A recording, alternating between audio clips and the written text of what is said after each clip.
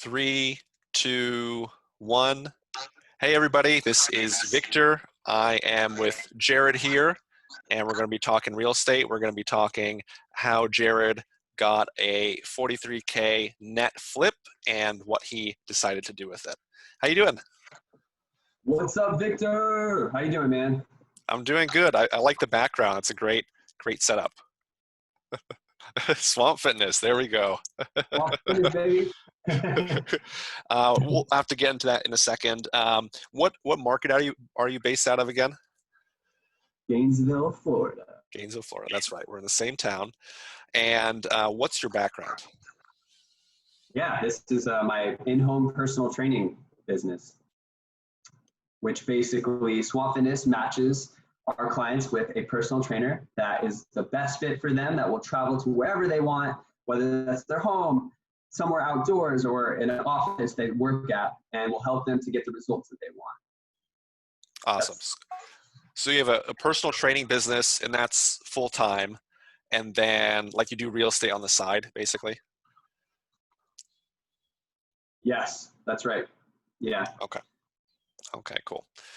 Very cool. Okay. And then do you remember how we met? How did we meet? Yes. Mutual wholesaler friend introduced me to you, Brett. Yeah. That's right. Okay.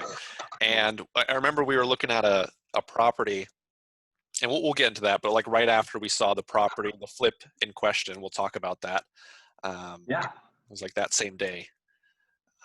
Okay, cool. And then where were you in terms of real estate experience before we met?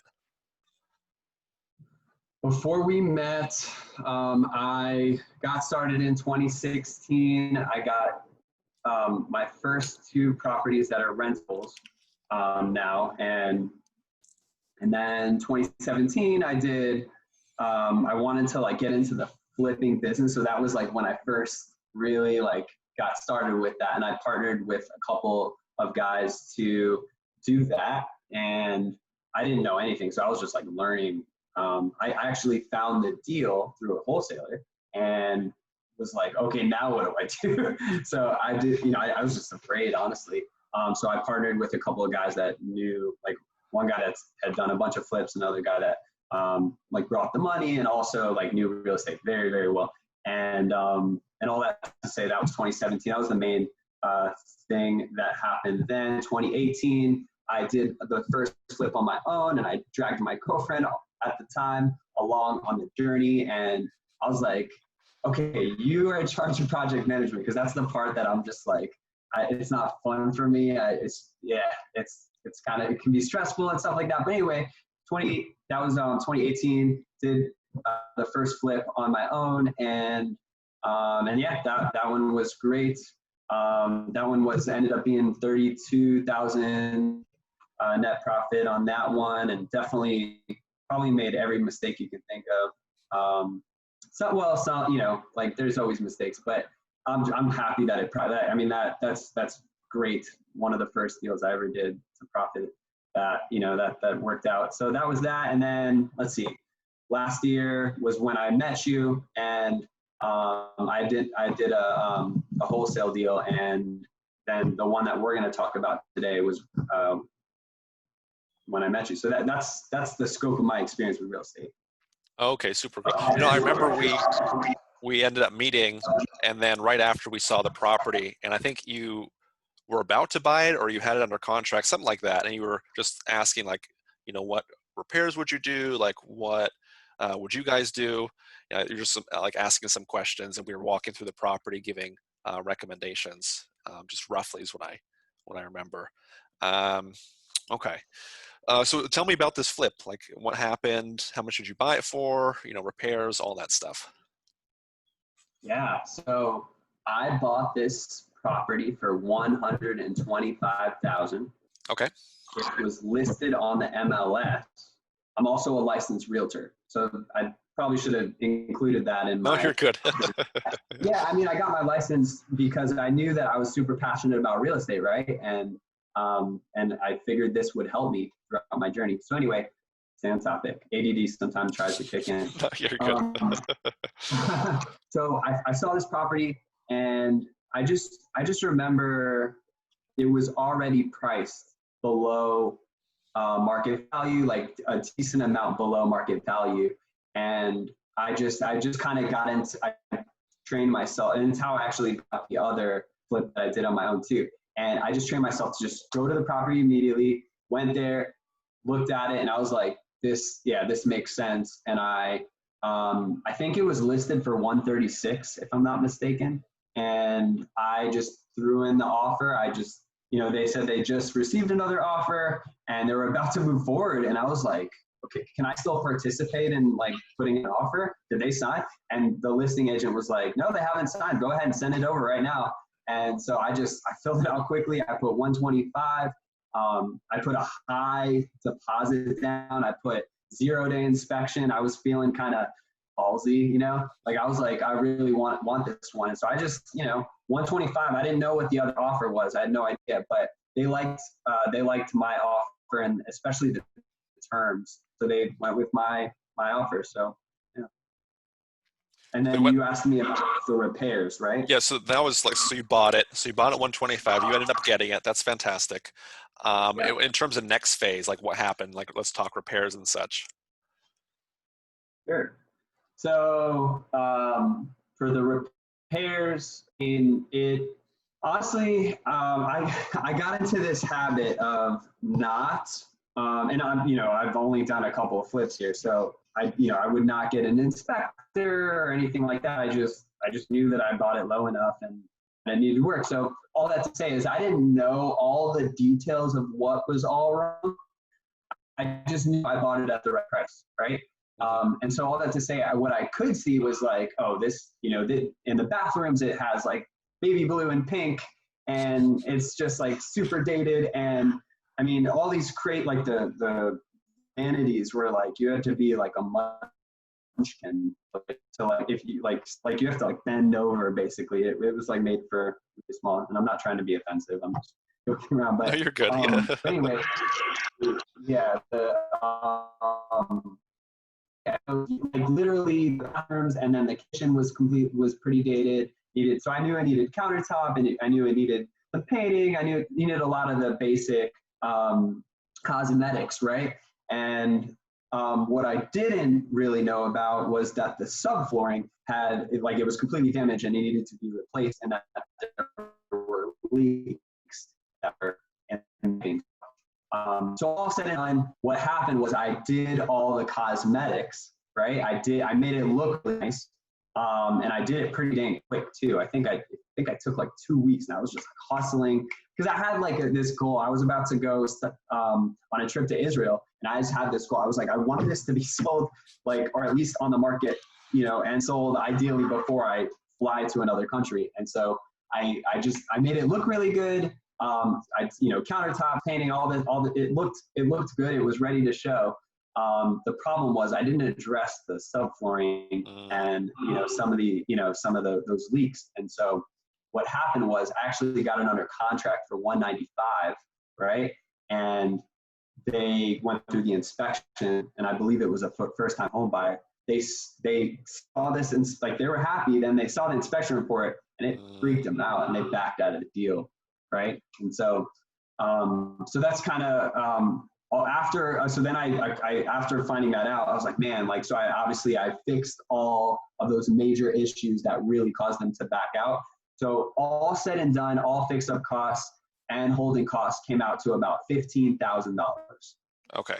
So you bought it 125, put in 15-ish, yeah. We're going to sell for 195. Okay. And then before we get into like what you decided to do after that, after it fell out of contract, what were some of like the learning lessons as you were doing that flip? Learning lessons. All right. So off the bat is like, like you have to know that if to sell to a retail buyer, they're going to get an inspection, and that inspector is going to find all the problems. So, make sure that you either hire an inspector or know your stuff and like know like what all needs to be repaired, or don't sell to a retail buyer, right? Like sell to an investor, like sell to an investor that will buy it for cash and not have to, not worry about that stuff. mean, if you're gonna sell it to a retail buyer, make sure that it's ready to go, right? So that's one of the biggest. Other than that, I think at this point, because I was the general contractor. Like the reason that it was 15,000, and I can show you before and after pictures. It was pretty big, transformation in the house. The reason that the fix-up costs were so low was because I acted like the general contractor, right? Like I found the different subcontractors and managed all of them, and I just really worked hard to keep the cost low. And it's just it's kind of stressful. It takes a lot of work. So I think if I were to, like, the next flip I do, like, I would most likely hire general contractors. So that burden is off. Like, I think that's worth well worth the money that is paid to not have to manage it. And then now my time is free and I can do what I am good at and what I do enjoy doing, right? So those are the two things that stick out as far as what I learned, what I could do better at that. And I'm sure there's other ones, but those are the two big ones that really come to mind first. Mm-hmm. No, those make a ton of sense. How do you feel about the entire project? Like, are you regretful? Like, if you saw that same deal again today, would you still do it? Would I still buy it? Yeah. Like, let's say there's a totally different property with those same numbers. Like, would you still buy it? Would you still go for it? 100%. Oh, okay, cool. So you're still, like, overall, you're positive. Like, yeah, you made a couple mistakes, but like overall, you're like, yeah, this is great. I still want to do this. Still want to do well with this. Yeah, I mean, like, okay, so if it would have sold at 195, right? And again, like the 15,000 fix-up cost was after I repaired the subflooring and after, the things that I needed to address to be able to sell at retail. After I made those repairs with $15K, that's without a general contractor. So even if I did, I don't know, you would know better than me what a general contractor charges for their service. I mean, I've heard different things. Like I know one guy I talked to, he charged, I think it was like 15% of all the product. But I think they each have their different, way that they get paid for managing the project and managing the subcontractors. But all that to say is, like, yeah, I would do that instead of a $43,000 profit. If the exit strategy was to sell, it would just be a little less, right? Mm-hmm. So yeah, I would do it for sure. You still do it. Yeah. Okay. So for that one, yeah, so you bought it 125, you put in 15-ish, and you would have sold for 195. So I think we ran the numbers. That's like 43 grand net, is what it would have been. It did fall out of contract. Like, after it fell out of contract, like, what happened and what did you decide to do with that property in the end? Yeah. So here's the twist, right? Like, I fixed all those the problems up so I could retail, but in that process, like, there was this itch. Like, even when I first walked through the property, I was like, ooh, I really like the ceilings, and I liked the location, and I've been having this itch to do a short-term rental, Airbnb, right? I've heard of it through different RIA groups and just other investors that do it, and just how great it is. And so it's just been one of those things where I'm like, man, like, I would love to do that. And I just started thinking to myself, like, I actually went to Israel, came back, and I was like, yo, we're pretty close to football season. This way, if there's any time to try this is the time. Like, this is perfect timing for me to just hustle and just get this listed on Airbnb and whatnot, and see how this works. Like, I had nothing, like, that was my mindset. I was like, I might as well try this, And so about 11 grand later, of spending money on furniture and like everything that you need for an Airbnb, and going through that whole learning curve, I decided to convert it into a short-term rental. And, I got all the linens and, like, everything that you can think of for people to be able to stay in the house. I mean, like, it's crazy how many things that go into that. And that's what, furniture, everything that you need, dishes, et cetera, that's what I ended up doing. So I put about 11,000 or so into the house to make it a short-term rental. For the short-term rental, okay. So you did the potential, like, your first idea was flip. It fell out of contract. Like I think you could have gotten another buyer, especially with those fixes, and still flipped it, Yeah. still sold it for that same price. But instead, you decided to do the Airbnb. And that Airbnb, I understand, it's been like doing well and it's like profitable, and you're still happy with that decision. Yeah, yeah. I was very happy with the decision. I was blown away by some of the results that during the football games, because that's what I was like. Let's just see how it does during the football games, and then maybe I'll sell it after. That's what I kept telling myself. I was like, I put all this investment, time, and energy into making it an Airbnb, and then I was like, let's just see how it goes during football season, and then I can sell it, and then it's like staged already, and I can take this furniture out and use it for something else. Mhm. And I didn't have it like a very defined path, as much as I was like, I really want to try this and see how it works and see how I feel as an Airbnb host. And just like, I just love this idea of trying things and exploring and seeing if it fits right. And all that to say is, yeah, like I definitely loved it. I was blown away. Like the biggest football game last year was Auburn, which was homecoming. And I mean, it rented out for more than $1,000 a night for those Oh 2 my nights. God. Yeah, I was blown I didn't away. know I that. couldn't believe Wow, I didn't know that at all. Wow. Yeah, man. It's Yeah, nuts. like so I was like, whoa, that's crazy. That's more, those 2 nights got me more than what I could have got for the whole month. And and then there's like other events in town, stuff like that. So it's like it just became this like journey of like, okay, how can I make this better? So, it did really well for the rest of last year. And then it had a very strong start 2020 as well. Even though, there's that tool that, you and I have talked about it quite a bit, AirDNA, and you've shared some resources regarding AirDNA and what it says about this property. But it tells you, like, it breaks it down on the monthly expected revenue just based on location and an algorithm and whatnot. And so it said that I think January and February were the 2 lowest months, but they were actually, I did fantastic during those months. And actually February, even though I think it said it was like the lowest month of all the months. And I think that was like my best month in terms of revenue. And I think a lot of that had to do with just perfecting the art of running an Airbnb and learning, how to maximize the revenue and using various resources, stuff like that. But yeah, it turned out to be great, of course. And then COVID came, Right. and that changed everything. It was like, it went from like crushing it to like all of a sudden like vacancy, crickets, and so all that to say is like,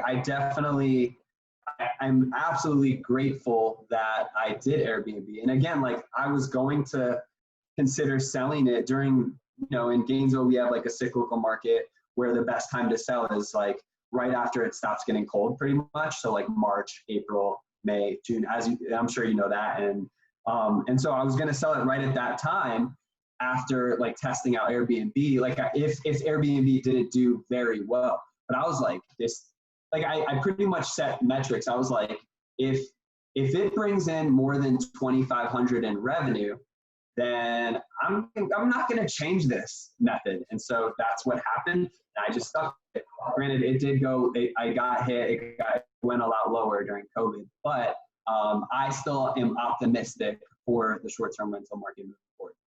So it went down, but it sounds like it's recovering like back to normal slowly. And what I liked about your strategy, like you can always still flip it. So you can sell it now or you can sell it in a year. And even then you might get even a little bit more. So, before it was 195, you might get, I don't know, 200, 205. So it might even become like a better, like a longer term flip. So you have your options open, which is fantastic. So I really like that.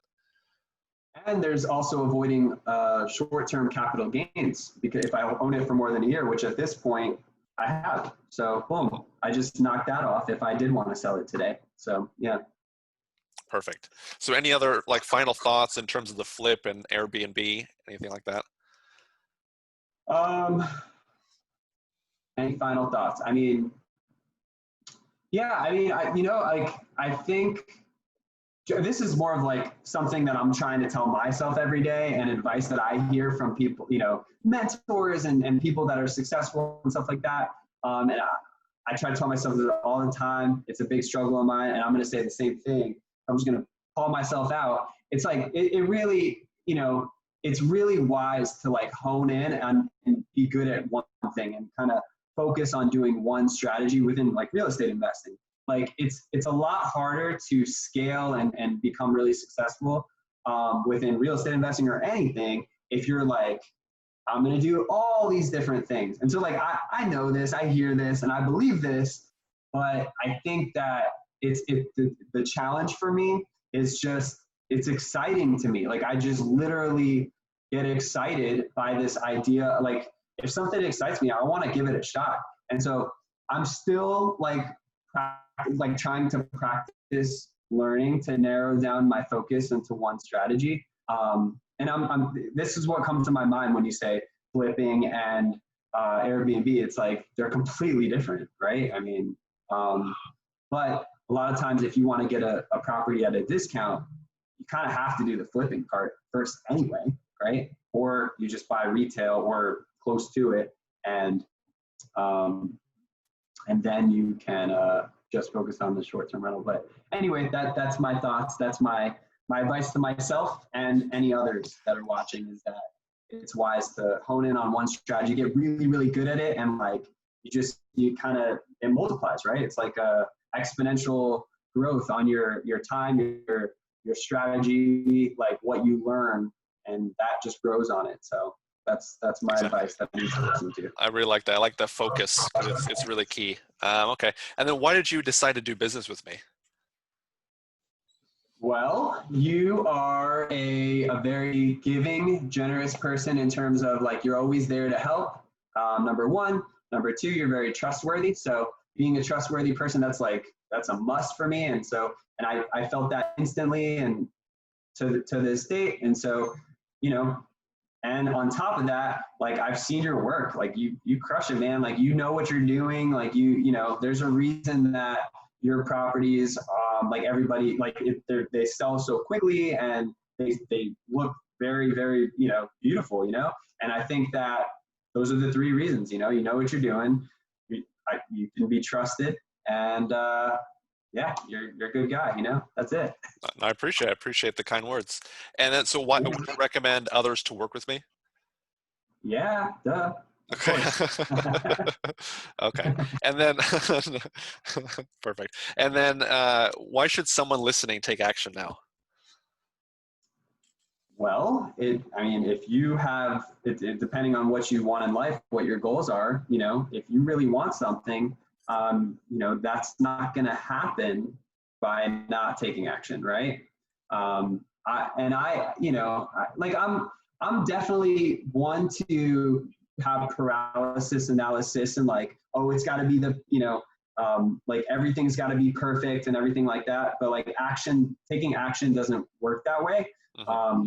You know, like you're going to learn as you go, you know, and that action can, you know, that can be different things, but taking action, just always, you know, working, like that can be evolved, right? So, but taking action is what's going to get you closer and closer towards where you want to be. So that's why.